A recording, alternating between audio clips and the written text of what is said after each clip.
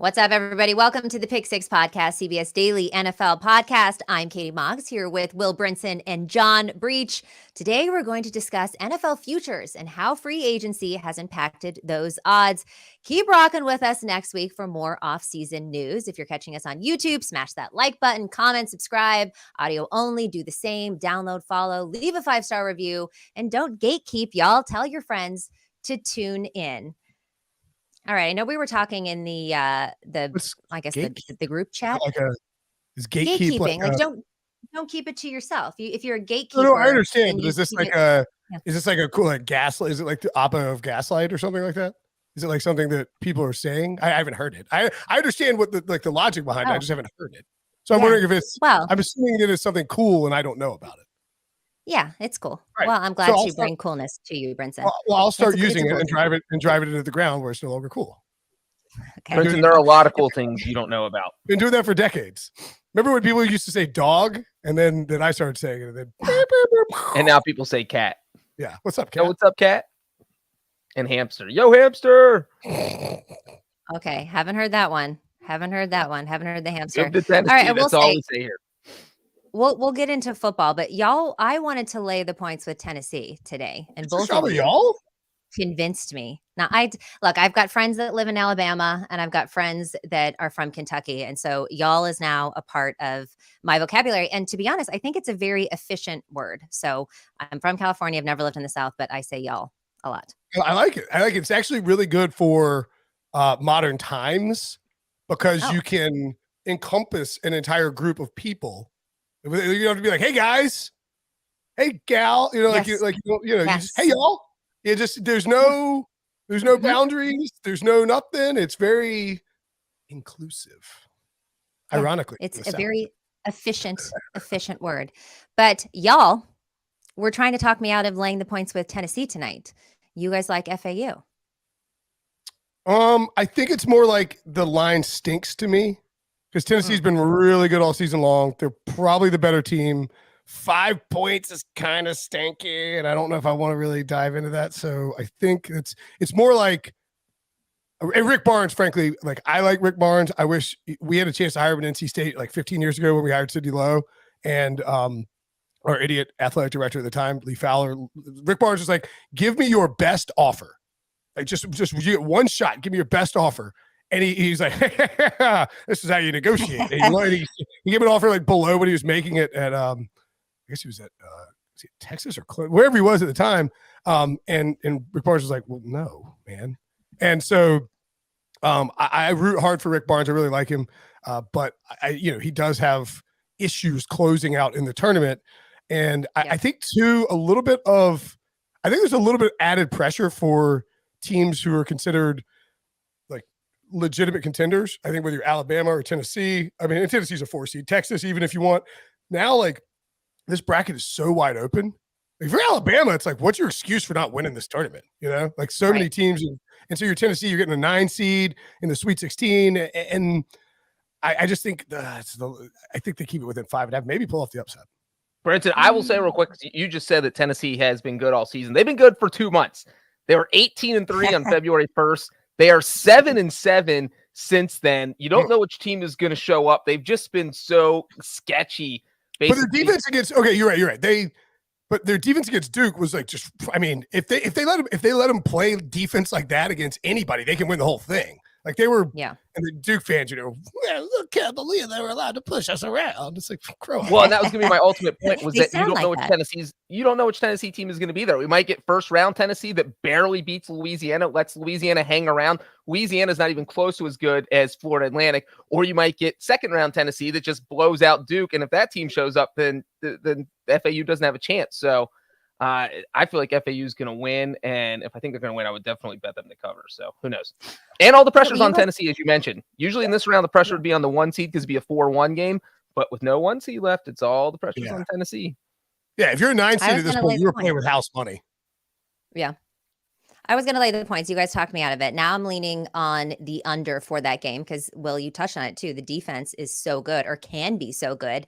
And if you think about FAU, they've been really good at 3-point shots. They've been racking up those 3-pointers, and Tennessee is the best defense against the 3-ball. So I don't know if they're going to be as successful. So now I'm going to take the under on that. So thank you guys for your input. Because by the way, March Madness starts tonight at 6:30, I believe. But the action really kicks off what time, Katie? Do you know?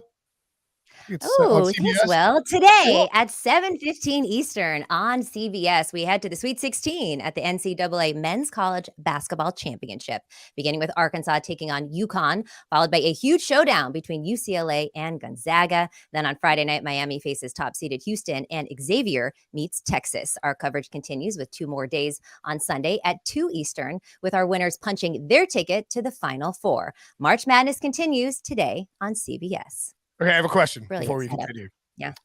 Do you know the golfer whose last name is Schauffele? Do you know what is his first name? Scheffler or no, Schauffele. It starts with an X. No, Xavier. No, Xander. Xander. How do you, right? Okay, yeah. And then you know the gas station, EXXON. Exxon. Yeah.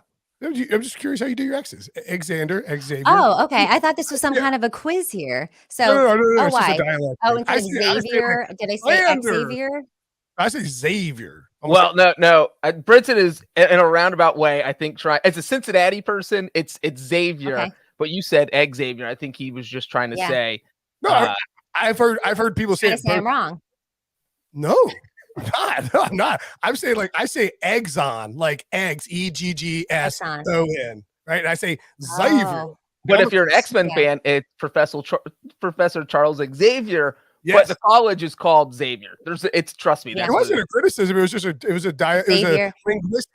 was a linguistic inquisition. Yeah. Well, I guess Xander I did with the Z, but the rest of them, I pronounced the X. I also, how do you pronounce the Florida team that Sunshine plays for? I guess you guys don't. Oh, this is a Breech problem, not a me problem. It's Jaguars. Yeah. Breech, how do you say Jaguars? Jaguars? No, don't do it. I say Jaguars, and every time I say it on air, the producer comes in my ear. They're like, "It's Jaguar," or I'm like, "Jaguar." It's like Jaguar. And you're Jaguar. like, "I'm 1% off." I say it the same way, Katie. Yeah, you and Breech both say Jaguars. But that's what I'm saying. I always get a producer in my ear that's like, "It's Jaguars or Jaguar." I'm like, there are different ways to pronounce this term depending on where you're from, but. Okay, or not. You guys both did when the dog kind of tilts its head when it's curious, are you sure? All right. Well, moving on. Let's. I say Jaguars too. Just to be fair, I say Jaguars. Well, I say it, but I know I'm wrong. At this point, it's a running bit because Wilson and Brinson have been ripping on me for so long about it. But are we wrong? Because there's now 3 of us that say it that way. Are we just trusting that Brinson says it correctly? Is that what we're? I think it's phonetically incorrect. Is the problem? This is me argue. I say it the same way you do. You also say Belichick, so I don't know if it's Billy B. By the way, we should by noting Bill Belichick. That's different. I literally did that twice, and now you say I do it. But the Jaguars thing, I do every time. And of course, I'm just saying that we should either go straight to the AFC. Straight to the AFC South is where we should go, I think.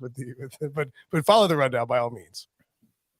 Yeah. All right. Let's get into it. Okay. So let's talk division winners. Obviously, it's time now to look into the future. It's a little bit too early, but it's always fun to do so. Starting with the AFC. If we look at the AFC West, you got the Chiefs, of course, the favorite here, minus 150. Then you got the Chargers, Brinson's former favorite team, plus 340. Broncos, plus 450. And Jimmy Garoppolo's Raiders at plus 1,200. Brinson, where are you taking us? All right. So I said all last offseason, and if there was one thing there were a couple. I was right about a lot of stuff last season. I probably should have, wow. A little more. Well, I nailed the Eagles in the Super Bowl. I think not many people had that. I should have gone Chiefs instead of the Ravens. I said, there was a team that got injured that could have been there. Well, yeah. I had the 49ers and the Eagles in the NFC Championship game before the season. That was my prediction. I remember we were texting and you were like, Mox, I have to tell you, I have some Eagles futures. And we got through it. Yeah, I mean, I didn't make any money because of the freaking Chiefs. And whatever. But the Chiefs at one point, after the Chargers traded for Khalil Mack and the Broncos traded for Russell Wilson and the Raiders traded for Devontae Adams and signed Chandler Jones, all these big names, and the Chiefs trade away Tyreek Hill, the Chiefs got up to plus 160 to win the division. And that was like the biggest talking point for me the entire offseason was this is irrationally stupid. They still have Patrick Mahomes. They still have Andy Reid. And plus 160 is just a crazy number. Now, I think that there's obviously a lot less hype surrounding the other teams this offseason, but we've got, a new offensive coordinator in Kellen Moore with the Chargers. We'll have to see which way the draft goes, but certainly I think people look at the Chargers and say this team, as always, if everything clicks, they could be great. The Broncos get Sean Payton.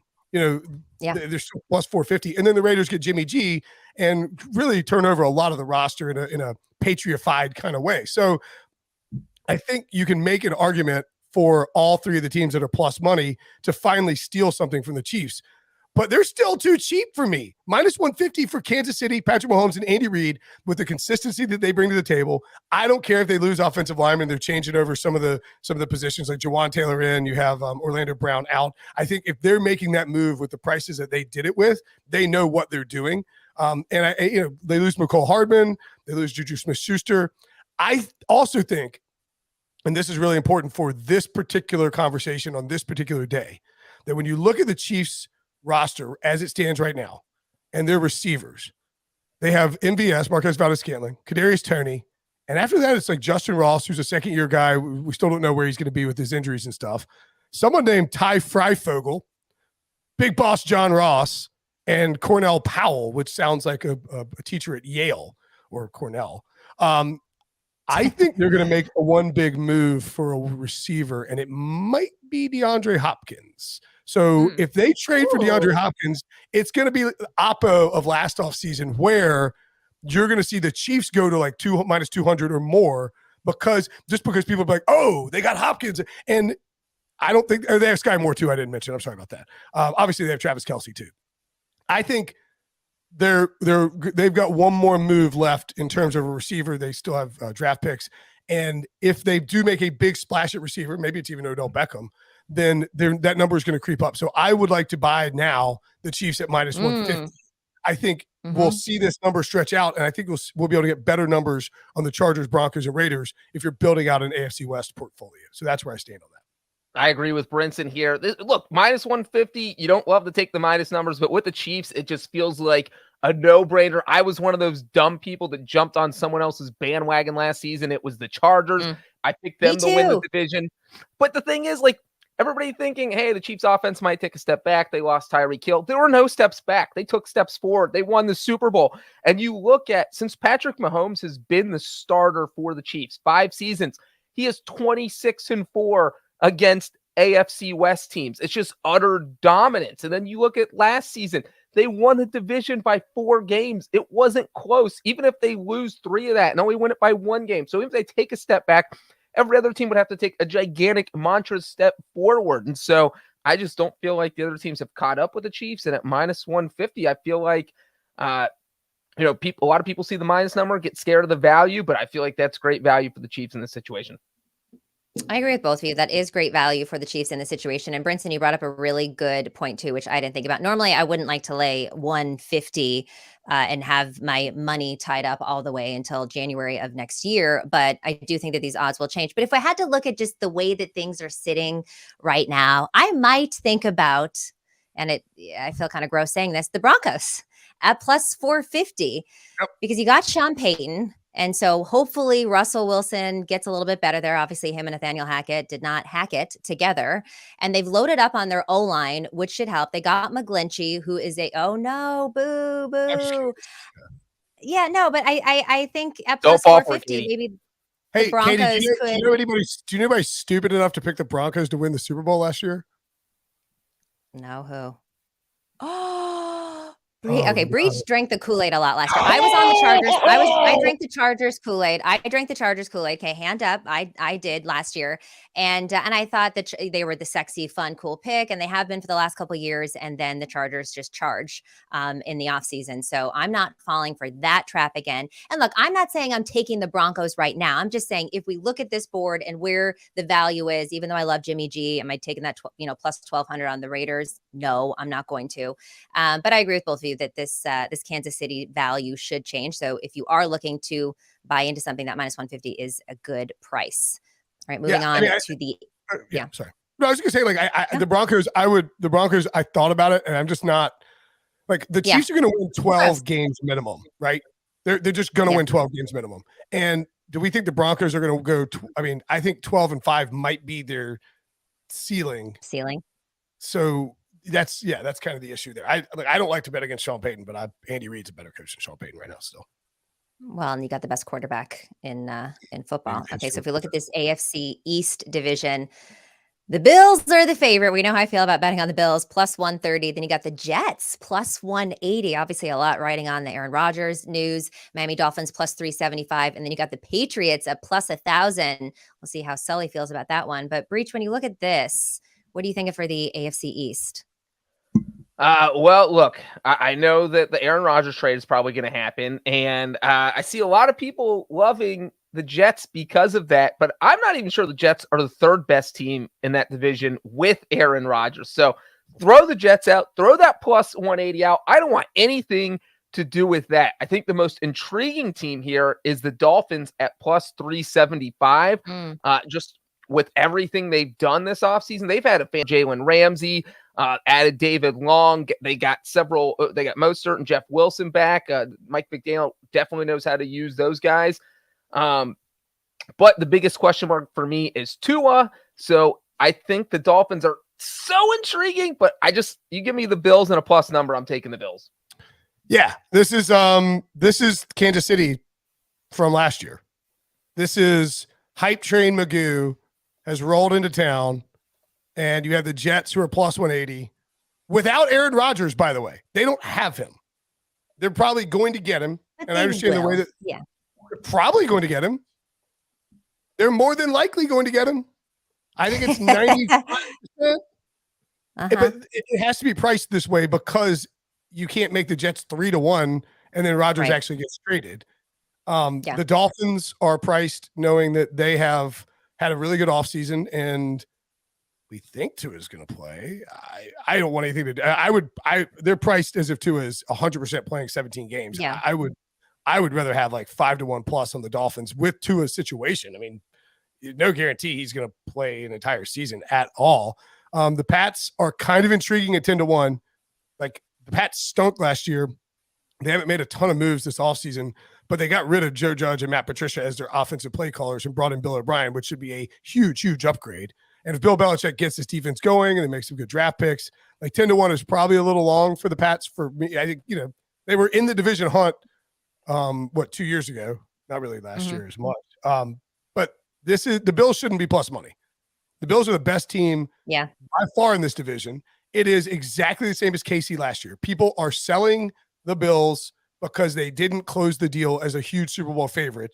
And people think that Buffalo is like, and I think you've kind of referenced it too. Like people think Buffalo's window is closed, which is crazy. They have Josh Allen, second year with Ken Dorsey. They'll get better as a play calling, a quarterback, tandem. And with Sean, Leslie Frazier's gone, but I think you have enough weapons on offense and you have enough talent on defense that this team should win this division. I love Buffalo at plus 130.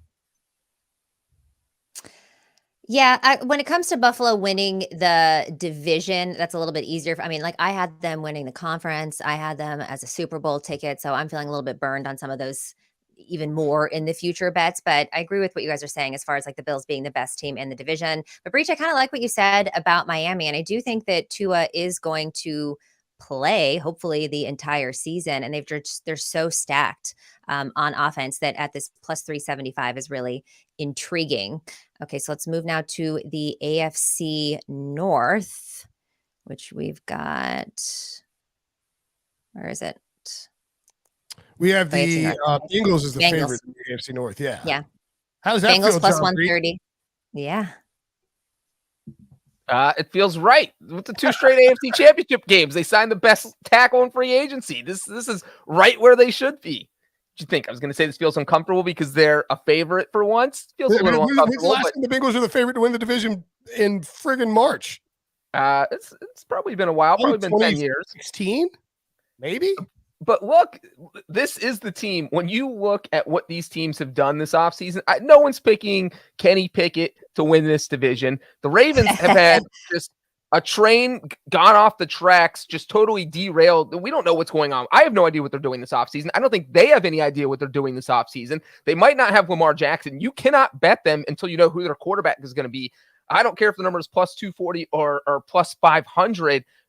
We just don't know who the quarterback's going to be for the Ravens. And I would say maybe like the Dolphins were an intriguing bet. I like the Browns as an intriguing bet because, we were talking about Russell Wilson. If he improves to the Broncos, then the Broncos become plausible as a playoff team, maybe at a division winner in the AFC West. Same thing with Deshaun Watson. The Browns have done a lot to put more around him. We just saw them trade for Elijah Moore. One of their big issues last year was their defense. They had Dalvin Tomlinson, Juan Thornhill. So they have made a lot of moves to make that team better. So I would say value-wise the Browns, but of course I'm going to put all my money on the Bengals. So it looks like, and I'm sort of doing this by rough approximation using, because Pro Football Reference includes on each team's page for each each franchise has each year page or whatever, like 2014 Bengals. I thought it might be 2016. Odds clearly show that the Steelers would have been the favorite over the Bengals that year.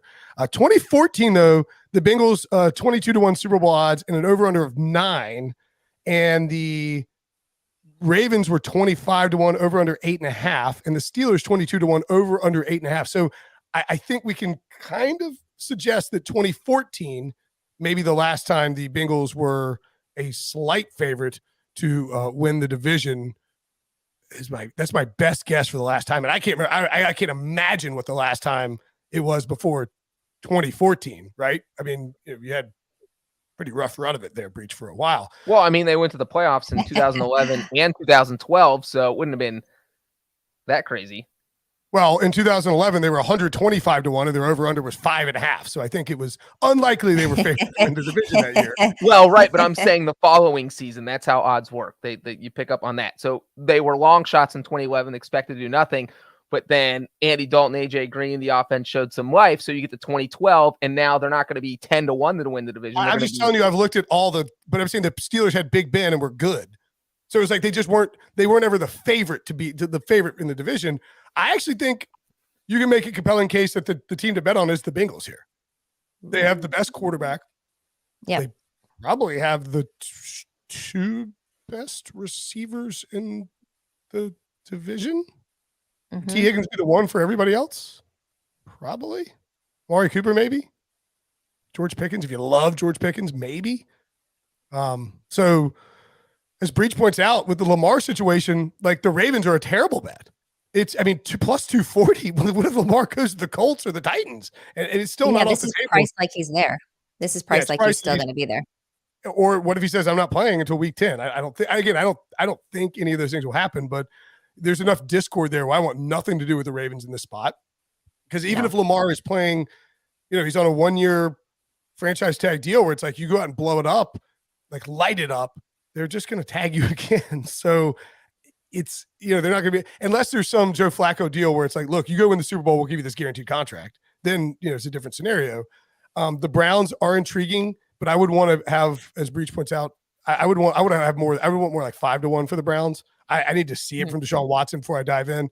And then the Steelers, I don't hate it, that number. I think the Steelers at like 10-1 would have my entry, maybe 8.5-1, something like that. I think the Bengals are the clear bet here as the best team that you're getting kind of a discount on. Just like they signed. I think the Bengals are easy at plus money here. Bengals Bills parlay feels good.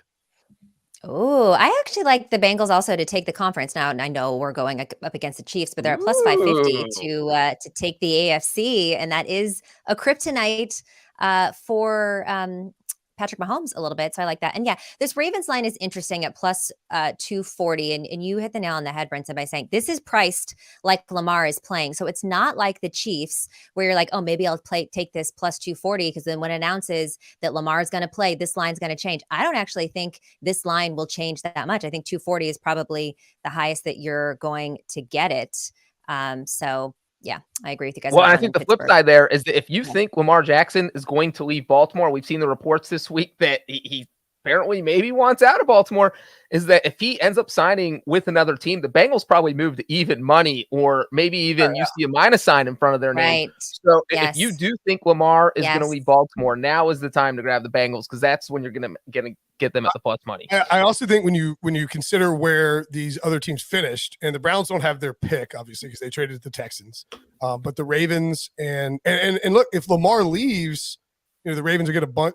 I'm just thinking like through the machinations of the draft process, right? The Ravens, if like let's say he goes to the Colts, the Ravens have the number 4 pick, so maybe they end up with there's just a bunch of different ways where the draft causes, because of where the Bengals would be picking as a team that lost in the AFC Championship game.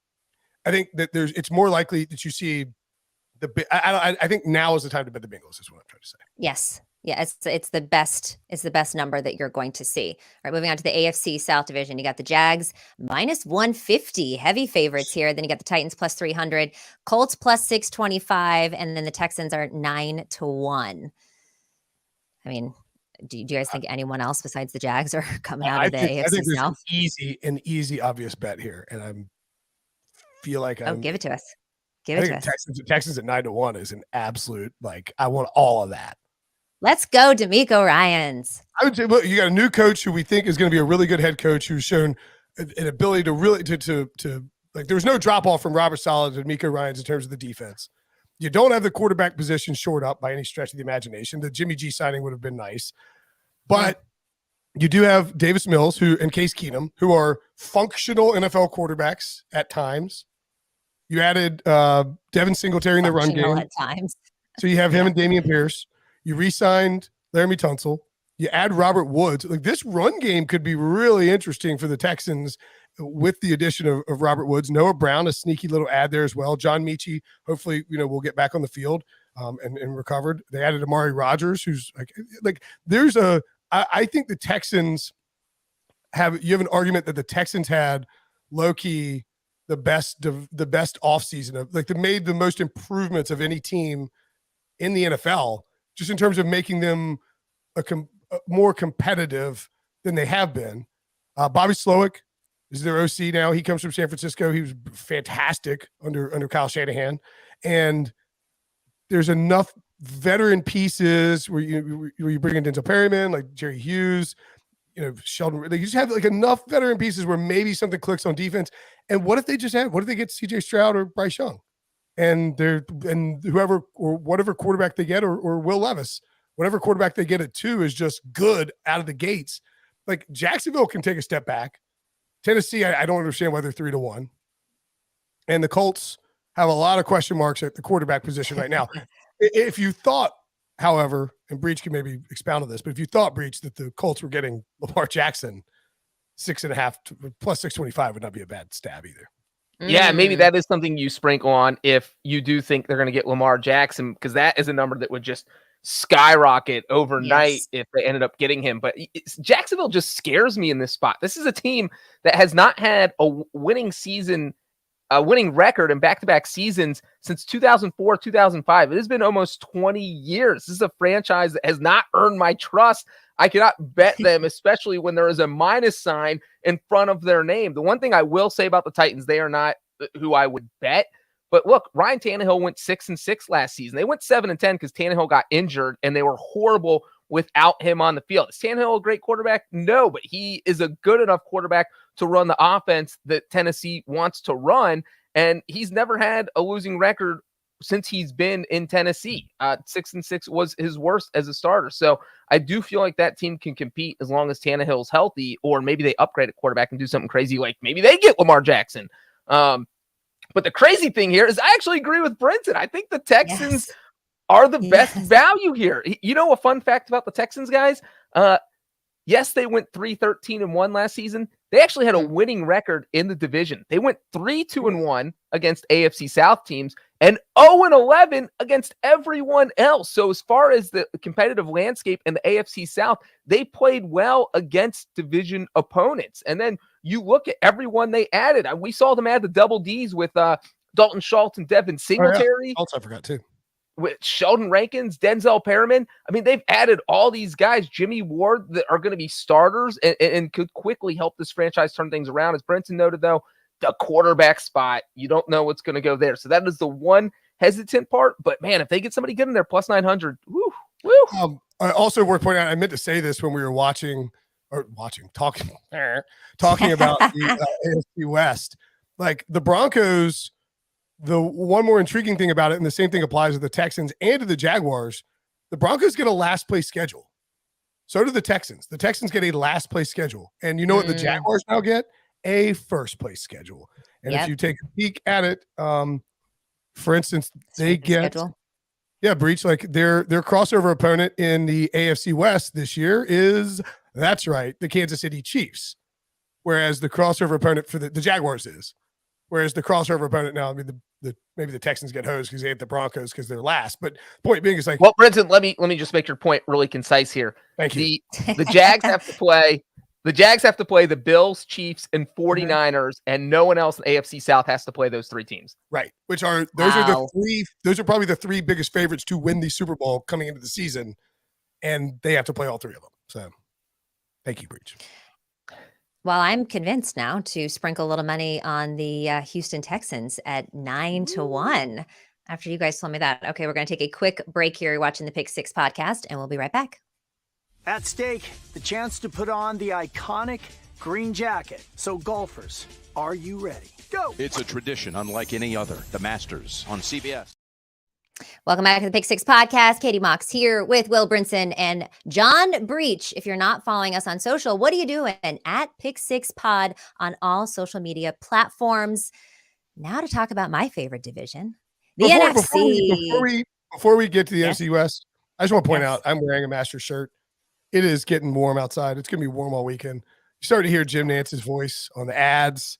You start to hear his voice on these commercials on the Pick Six podcast. If you're watching on YouTube, youtube.com/Pick6 or youtube.com/NFL on CBS. It's also worth noting that when the Masters get here, you're going to want like this is where CBSSports.com and the people who work behind the scenes tirelessly make it work with the stream, because you can stream the Masters on CBSSports.com. Woohoo! And that out. Pretty excited about that. Are you excited about the Masters coming up? I'm wearing a Masters shirt right now. It's my Have you been to the Masters? Is that where you? I this in Augusta. Yeah. Oh God. Look, I'm sorry. I got a little. How many times? Yeah. Hey, button it up. Button it up. How many times have you been? So talking to the Masters, I got a hot and bothered shirt. Didn't mean to get you excited. I've been twice as a patron though. Yes. Not as my dad went once, and it was like a life-changing experience if you're obviously a big golfer. I went back-to-back years and thought that I was like, well, I'm just going to be going now. That's not the case. That's like a part of my life.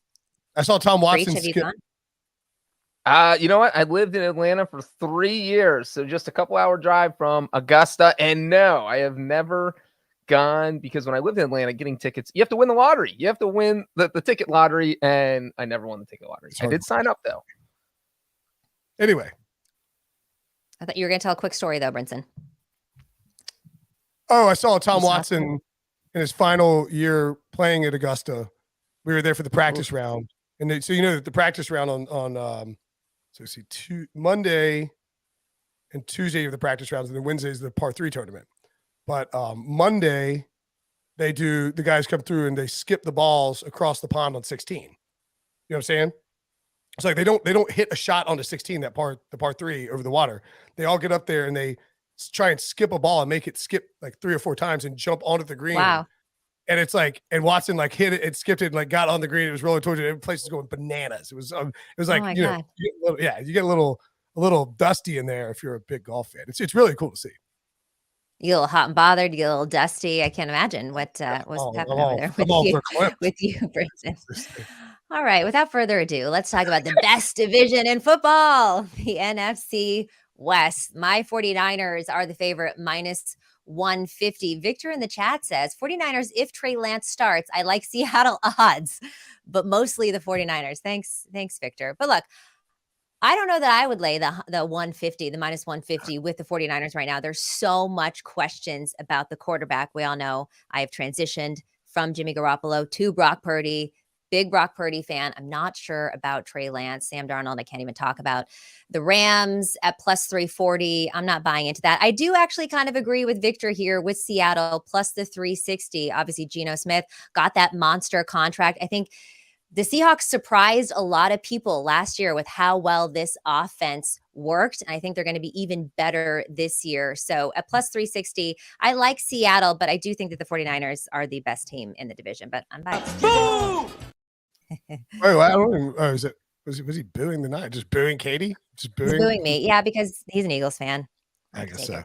So I think this is a really interesting division to wager on right now because you have there's a couple of different things that you can sort of take a flyer on here, right?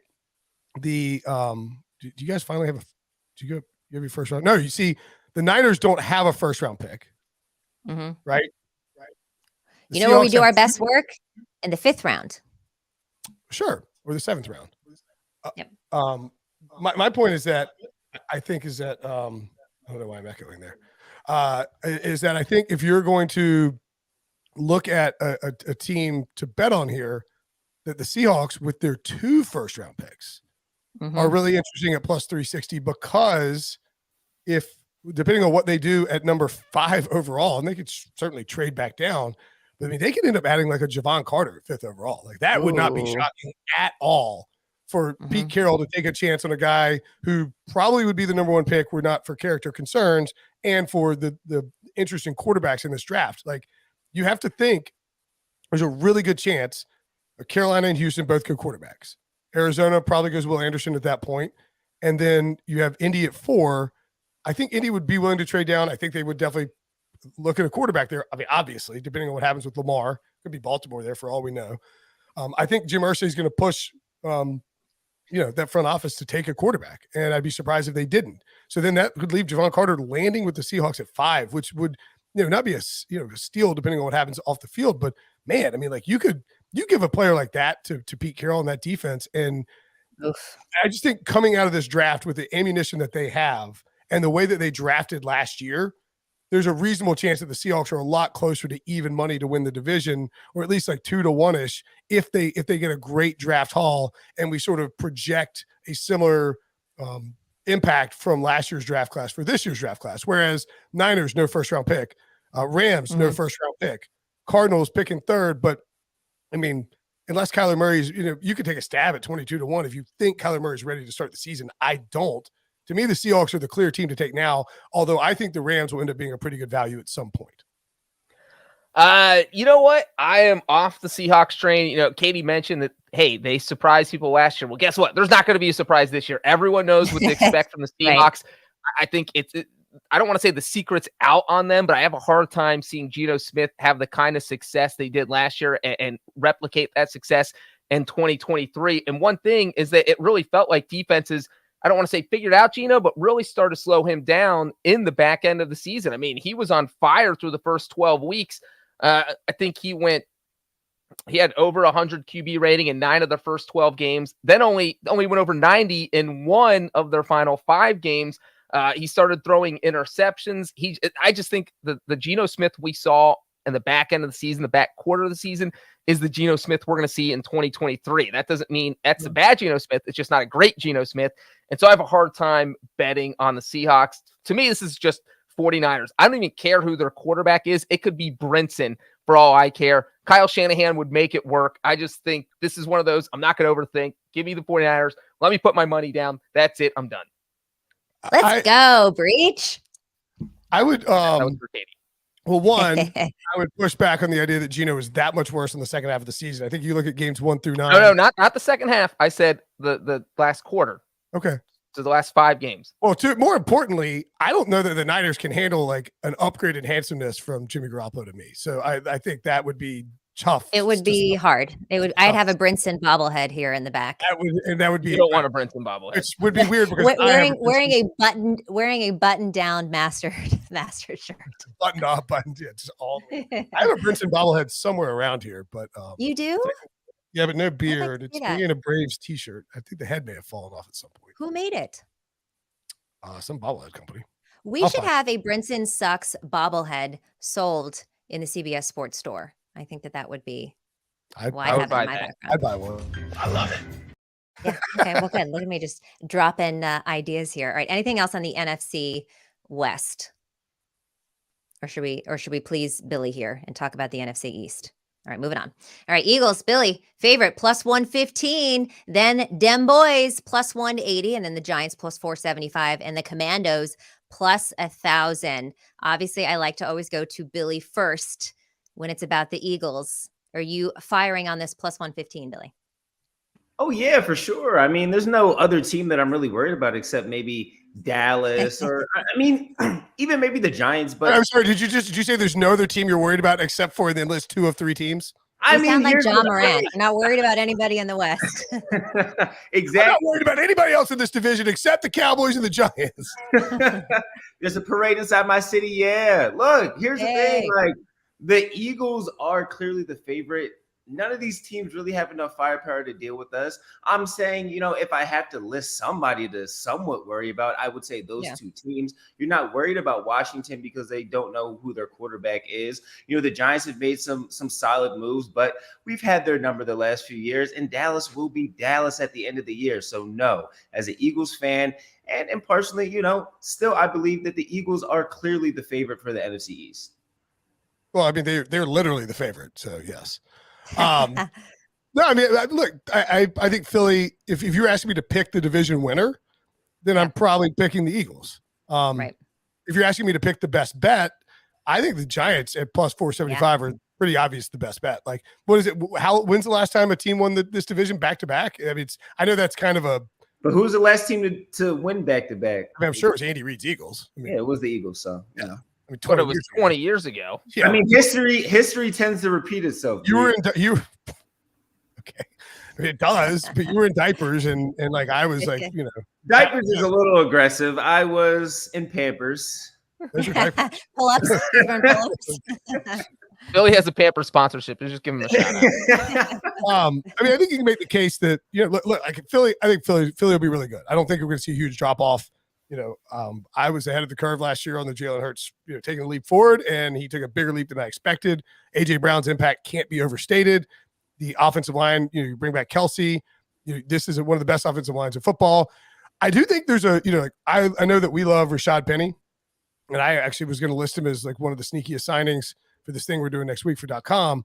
I also think you can make the case that like if Penny gets hurt, Miles Sanders is underrated. I mean, he had a great season last year. And okay.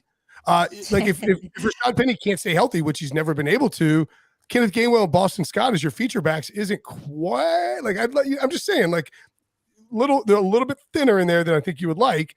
And defensively, you did take some losses on the back end. Like the Chauncey Gardner-Johnson loss is a big loss. Their defense was not as good without him.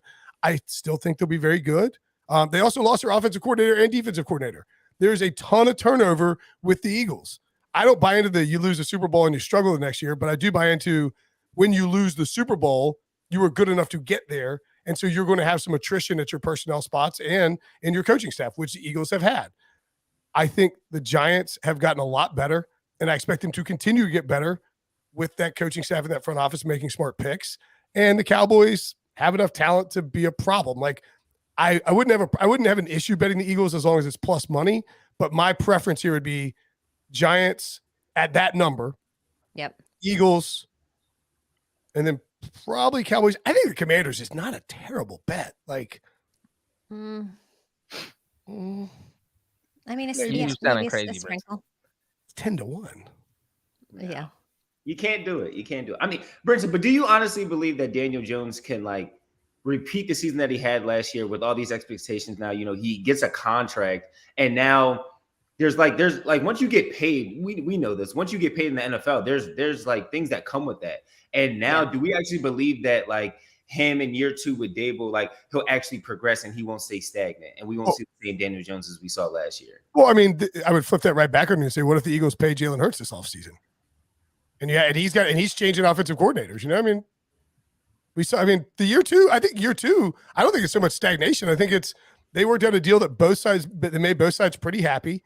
And in year 2 with Dable, it's an argument that he's actually going to take a step forward and be better as a passer, particularly if they're able to get him, the weapons should be, I mean, I think the weapons are improved, right? Like it felt like last year. You get Darren Waller, that's a big Wandale Robinson healthy, maybe. Paris Campbell. Yeah. But wide receiver wise, they haven't really made a splash yet. So wouldn't be surprised to see him take a wide receiver in the draft then. Yeah, 1,000%. Or go trade and make a splash. I mean, we saw that in Buffalo when they wanted Josh Allen to take that leap forward. They wanted to trade for Diggs. Yeah. I mean, I think they could be big players in the DeAndre Hopkins sweepstakes, or maybe try and get Odell back. I think either one of those plays are definitely possible for New York. There's just my thing with the Giants too is there's just a lot of consistency across this team from last year to this year, and that's something we haven't seen with the Giants in recent years.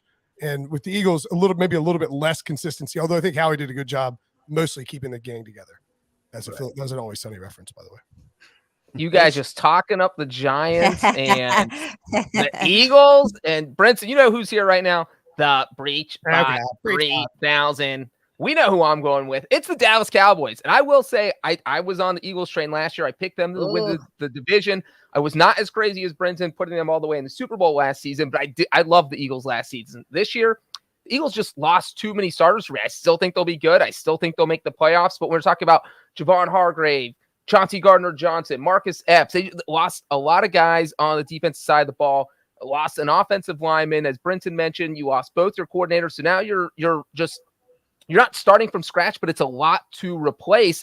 And you look at the Cowboys did. They needed a number 2 wide receiver with CeeDee Lamb. They bring in Brandon Cooks, who should tear it up in that offense. They get Stephon Gilmore for almost nothing. That is such a huge upgrade for that defense that needed corners so badly. And now you're talking about a team that won 12 games, and they objectively got better. And so I just feel like the Cowboys at plus 180, it seems like a pretty friendly bet from the Breech Bot. So offensively, you feel as though that Brandon Cooks moves the needle enough for you, Breech? Because, I mean, yeah, they made moves defensively. You get a corner, Stephon Gilmore. That's a big splash for sure, 1,000%. But getting Brandon Cooks, and then you also lose Zeke on the back end, who had double-digit touchdowns for you last season. What? Are you Tony Pollard so much better than Zeke? It's not even close. I'm just saying you also have to then count on Tony Pollard being 100% healthy and being able to tote the rock for the whole just like you do with Rashad Penny. No, we have 3 running backs that we can count on who are productive. Yeah, they just signed Ronald Jones. They know. Breech. Come on, buddy. Ronald Jones is wild. Right? Brandon Cooks has put up over 1,000 yards in 2 of the past 3 seasons playing in the Houston Texans offense. Brandon Cooks is he has upgraded so far. He could go for 1,300 or 1,400 yards in the Cowboys offense. But there's also a reason why he's been on multiple teams in multiple years, because teams don't value him and don't value his production. Well, so there's a reason. There's a reason for that. He's been traded for like a bunch of 1st and 2nd round picks too. I mean, I'm just saying though, but like teams don't feel like he's valuable enough to stay on his roster for more than a year. Well, the Texans are thinking, no, we don't want to pay him $18 million when we're basically in a rebuild. So let's send him somewhere and get some draft compensation out. I mean, you could also argue that like AJ Brown got traded, which means that if he's on multiple teams in multiple years. I'm just saying, if you want to play devil's avocado, Billy. All right. Let's Billy, I'm sorry that I'm fellas. against your team. Yeah. Let's move on and let's talk about the NFC North, which is very interesting because the Packers have been the kings of the North for a long time. Of course, not last season, but they were the favorite last season going into it. Now they're at the very bottom of the odds boards, plus 380. Who's at the top? The Detroit Lions, plus 155. Then you got the Vikings and the Bears. The Bears are an interesting choice for me here at plus 320. They've made probably the biggest splash so far in free agency with moving the number 1 and getting, who is it, Elijah Moore. So I like the Bears here at plus 320 just for a value pick. But I do think that the Packers are going to be better than people are giving them credit for, but I don't see them winning the division. I think, okay, one, I don't like I think the Bears have made improvements this offseason. I don't know that I'm totally buying in on them. However, this division is wide open, assuming that Aaron Rodgers is traded. And when you see the odds at like Packers plus 380 and the Jets plus 130, it is the books hedging a little bit, saying, we're not going to give you, in the event that Rodgers ends up staying in Green Bay, we're not giving you a 5 or 7 to 1 on Aaron Rodgers to win the NFC North if he ends up not departing, because I still think it's not off the table. So there's a little bit of a hedge built in here. I think once that trade is once a trade actually happens, assuming it does, the Packers would drift up a little bit to like 5-ish to 1 maybe, and you see the Vikings and the Bears shrink. I think this is an absolute no-brainer bet on the Vikings at 3 to 1 here. I don't understand these odds. I think they should be the favorite. They won the division last year. They have some consistency in terms of who they're bringing back. The defense will be improved because Ed Donatell is no longer there. And Kirk Cousins, is he the sexiest, quarterback to have on your team? No, but is he? I don't mean sexy like hot. I know. Yeah. No, but still, the guy can't win on Monday night. So he's not sexy any way you look at it. Although I do think he's a good-looking man, but that's neither here nor there. He is an attractive father. You know what? He needs to keep his shirt on and lay off the chains. I will say that, but he is an attractive. He looks like a quintessential kind of Minnesota hot dad. He's I'm trying to think of the best way to say this without. I was trying to say he's not. There's a phrase that young ladies like to throw around that begins with a DILF, right? Dilf. Yeah. He's not a dilf. I think that's a safe. I think that's a safe place. Dilf, right? You can say dilf on it, right? So Kirk Cousins isn't a dilf. He's like a Minnesota dilf. A dilm. He's a dad. He's like a dad you'd like to marry. Or dad, like he's like somebody you want to take home to your. He's not like. Introduce him to the parents. Yes. Yeah. Or you want to, he's a dad you'd like to date, but that acronym was drifting. A dad you'd like to date. Well, not me. I'm saying I'm just saying, I was going to do the acronym with a D, but then it was drifting dangerously towards me saying something on this podcast I don't think I need to say. You see where we're going with this? So anyway, the Vikings at 3 to 1. Yeah. Clearly, to me, the best bet on the board. Breech. I won't get into the DILF conversation, but I will say, come on, dip your toe in. If you are, you're drifting into DILF. There he is. See, this is a Kirk Cousins I can't get behind, though. I don't like this version. Whatever. Anyways, continue. Vikings 3 to 1. Can I have the same glasses? Oh no! Look at this. We have the exact same glasses. Oh my God, Brinson! I gotta go. Why does it say fraud spinning there? What is going on here? Anyway, I would just say that I totally agree with Brinson here. If this division is wide open and the defending champions are plus 300, I'm going to grab that all day. I cannot believe the Vikings are plus 300 here. It's just, look, Justin Fields could be good, but we're talking about a team that went 3-14 last year. Even if they improve 7 wins, they're only to 10-7. I don't think that's going to win the division. We don't know about Jordan Love. I think the Vikings aren't just the best pick, but they're the best value pick. So I'm on board with Brinson here. Why are the Lions? Why are the Vikings 3 to 1? What am I? Well, the Lions have made a lot of good season moves, obviously bulking up their defense. I think a lot of people are buying into that hype. I will say when you look at Minnesota, though, they had one of the best records in football, but a lot of that was luck. A lot of that was single possession games that could have gone the other way. So you guys are banking on that they're going to win the same amount of games or more next season when they were just winning by small margins. That's a good point.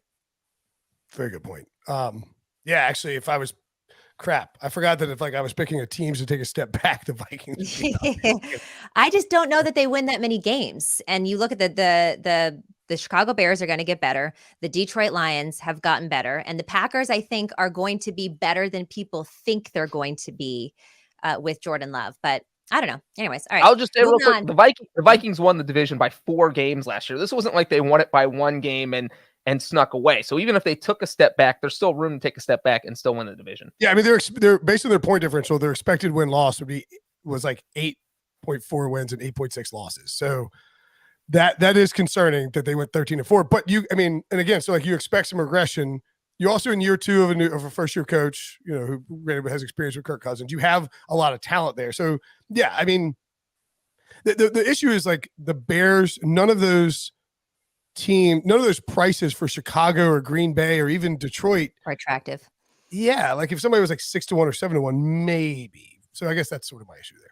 All right, I can ride with you on that one. Okay, moving on to the NFC South, which is really the new NFC East. It's like the worst division in football. You got the Saints at the top, plus 120, followed by the Panthers, the Falcons, and then the Bucks all the way at the bottom there, plus 460. I have no idea what to do with this division, so I'll kick it over to one of y'all. So, I mean, I think right now, if you were betting it, you kind of have to go with the Saints at plus 120. I don't love it. There's something about it doesn't feel right. The problem is like the Panthers, presumably, CJ Stroud's minus 300 to go first overall. That's a reactive market. We heard Josh McCown yesterday say, when you're living in Charlotte, we'll find a court. And everybody, great job by Tyler Sullivan writing that article. I thought it was a Breech headline for sure. But like, I don't know that getting CJ Stroud or Bryce Young definitely puts the Panthers over the top against the Saints, who really do have a good roster. And they brought Michael Thomas back, and Derek Carr's a perfect fit for that team, in my opinion.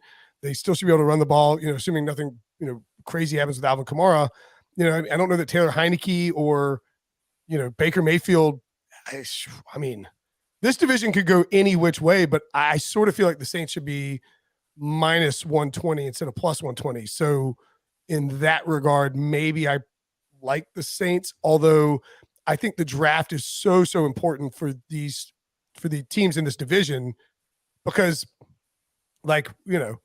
if Carolina gets CJ Stroud or Bryce Young at 1 versus Will Richardson or Will Levis, I mean, we just don't know who they're going to, like, if they drafted Will Richardson 1 and we thought that they were then going to have to play Andy Dalton the full season, all due respect, Breech, I would not want the Panthers at 3-1. I think I'd be more interested with Stroud or Young, knowing that those guys could both be immediate impact guys as a rookie who come in, 12 years after Cam, the last time they had the number 1 pick, and make noise with an offensive line. I don't know. I agree with you. It's really tough. I would probably lean Saints though right now. Oof. The thing is, worst case scenario, the Panthers would have Andy Dalton as their starting quarterback for the entire season, right? I mean, that's kind of what you're making this to sound like. They went through 3 quarterbacks last year: PJ Walker, Sam Darnold, Baker Mayfield, and they still won 7 games with that trio of guys running the show. And I think Dalton is more consistent, maybe not more talented. And so if he were to be the starter this year, I still think you could argue that they're in the conversation to win the division just because of how ridiculous. I mean, Desmond Ridder might be the Falcons starter. We don't even know who their starter is going to be. Baker Mayfield's in Tampa Bay. And obviously Derek Carr is the best quarterback in the division right now.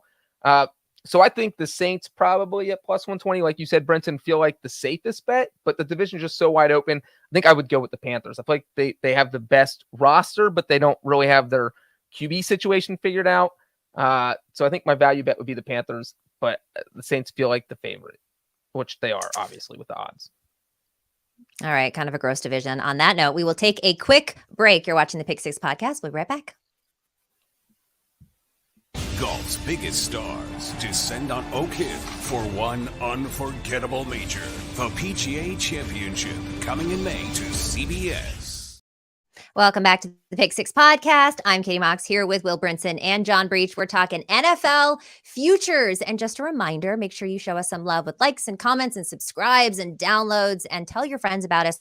Word of mouth, we certainly appreciate it. All right, guys, so we went through all of the divisions, but I thought it'd be fun maybe if we play a little game on if Aaron Rodgers gets to the Jets. And you can find some interesting kind of fun bets to place right now. So I'll just throw some of them out there, and you guys can tell me how now these are like long shot kind of fun bets, but you've got the New York Jets to score 1+ touchdown in every regular season game. That's at plus 150. The New York Jets to make the playoffs, and the Green Bay Packers to miss the playoffs. That's at plus 200.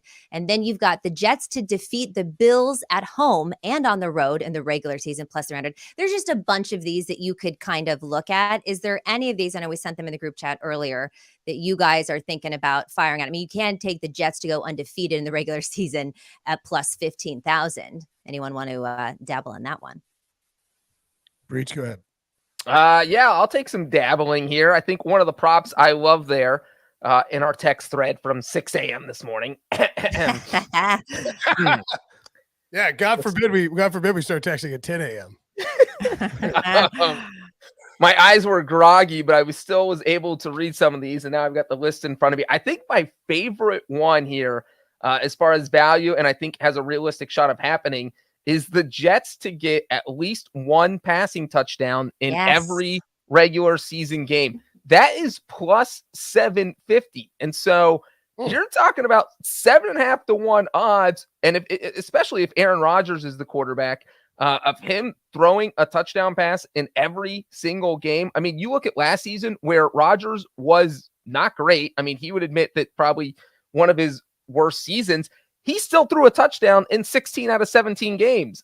So he only missed out on one. And now he's going to have probably a better receiving core in New York. And he knows the offense with Nathaniel Hackett.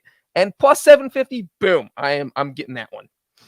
I think you could also, if you're jumping on that, you could take whatever you invest into, like let's say you put a half a unit on that, right?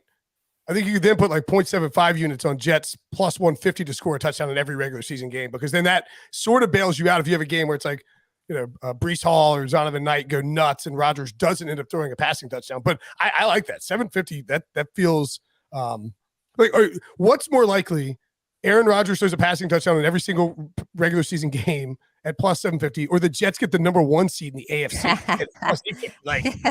That's way better value on the passing touchdowns to me. Looking at it, 110 to 1, the Jets score 1+ rushing touchdown in every regular season game. That's not terrible either, because you got to figure it's Aaron Rodgers to score, not the Jets. No. It's New York Jets to score 1+ rushing touchdown in every regular season game, down there at plus 110. Yep. I think Rodgers is going to pass the ball, but if this is a team that's good, they're going to have leads and they will be running the ball late. We think their offensive line is going to be improved. We think they're going to run the football. They're not going to just be Rodgers chunking it all around the place. So I think there's a decent chance that not a decent chance that happens, I think, but plus 110, I like that a lot. Yeah, I like those too. I also think that it's interesting. I don't know that I would necessarily play it, but for the Jets to make the playoffs and Green Bay to miss the playoffs at plus 200 is kind of a fun one. Real quick, before we get out of here, Aaron Rodgers with the Jets, right? Hypothetically, his over-under right now for his passing yards is set to 4,000.5, over and under both minus 112. Now, he did not get 4,000 yards last year, but he pretty much has every single year except for 2017 when he had that collarbone. With the Jets and with Lazard, maybe Cobb, maybe OBJ, people have been saying in the chat, does Aaron Rodgers get over 4,000 yards, passing yards next season?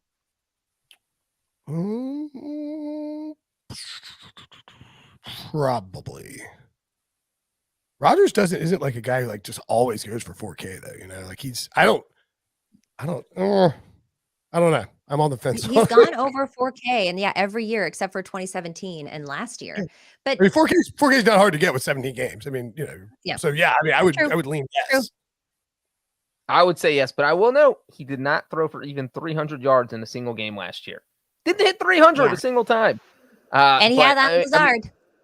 17 games is 17 games, though. So I do think that. Yeah, and you got Garrett Wilson. And I think, too, like, if Rodgers was sort of being phased out as opposed to being, like he very clearly, so we saw him on McAfee, right? Like, we talked about this. We did the emergency pod with him.